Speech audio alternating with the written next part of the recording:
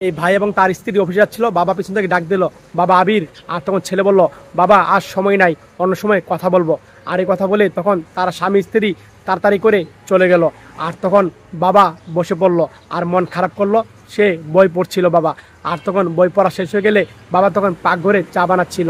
আর তখন বাবা বসে বসে চা খাচ্ছিল। আর কিছুক্ষণ পর তার ছেলে এবং ছেলের বউ অফিস থেকে আসলো। আর তখন বাবা দেখে বলল, বাবা আবির তুই আসছিস, তোরা দ্রুত ফ্রেশ হয়ে নে, আমি তোদের জন্য খাবার রান্না করেছি, দ্রুত আমরা সবাই বসে খাবার খাবো। আর তখন ছেলে কথাগুলো শুনে বলল, বাবা আমি বাইরে থেকে খাবার খেয়ে এসেছি, তুমি যেই খাবার তৈরি করেছ তুমি বসে খাবার খেয়ে শুয়ে পড়ো, এই কথা বলল। আর ছেলে বউ কথা বলে চলে গেল। বাবা কথাগুলো শুনে তখন মনটা খারাপ হয়ে গেল। আর তখন বাবা বসলো।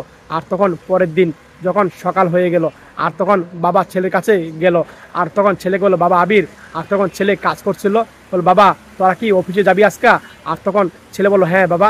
বললো, অফিসে যা কী করবি বাবা, তোরা তো অনলাইনে কাজ ঘরে বসেই করতে পারিস। আর তখন এদিকে বউ বেরিয়ে আসলো। আর তখন বাবা কথাগুলো বলছে, বাবা কি বলছো তুমি? আর তখন বললো, হ্যাঁ তোরা অনলাইনে কাজ ঘরে বসে করতে পারিস, অনেকে তো ঘরে বসে অনলাইনে কাজ করছে, আর তোরা ঘরে বসে অনলাইনে কাজ কর। দেখ, টিকটক বল, ফেসবুক বল, ইউটিউব বল, ইনস্টাগ্রাম বল, সব প্ল্যাটফর্মে মানুষ এখন ঘরে বসে বসে কাজ করছে। আর আমি বৃদ্ধ হয়ে গেছি, আমি তো একা একা বাসায় ভালো লাগে না। আর তোরা যেহেতু অনলাইনে কাজ করিস, আমি মনে করি ঘরে বসেই কাজ করা ভালো, আর ঘরে বসেই কাজ কর। বাবা এগুলা কথা ছেলেকে বলছে। আর তখন আর ছেলে চুপ করে কথাগুলো শুনছে।